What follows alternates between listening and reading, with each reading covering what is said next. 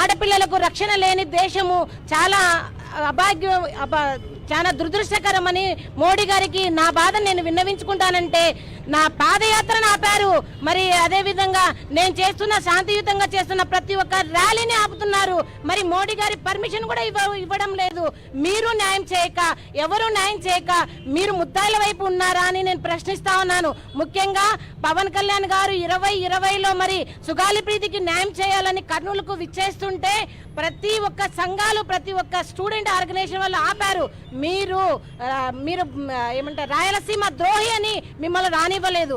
కేవలం సుగాలి ప్రీతి కేసు కోసమని నేను వెళ్ళి అందరినీ అడిగి అనా వస్తున్నది పవన్ కళ్యాణ్ గారు, ఒక ఆడపిల్ల విషయంలో మీరు పర్మిషన్ ఇవ్వండి, అలా నిరసన చేయకండి నేను అడుక్కున్నాను. మరి అలాంటి మీరు మరి వచ్చి కర్నూలులో మీరు పెద్ద ర్యాలీ చేసి సుగాలి ప్రీతికి న్యాయం చేస్తారని చెప్పి గద్దె ఎక్కి 16 నెలలు అవుతున్నా ఇప్పటి వరకు న్యాయం చేయపోగా తిరిగి మా మీదనే మీరు చిత్రహింసలకు గురి చేస్తున్నారే, మీకు ఎలా రాబుద్ధి అవుతుంది కర్నూలుకి అని నేను అడుగుతాను.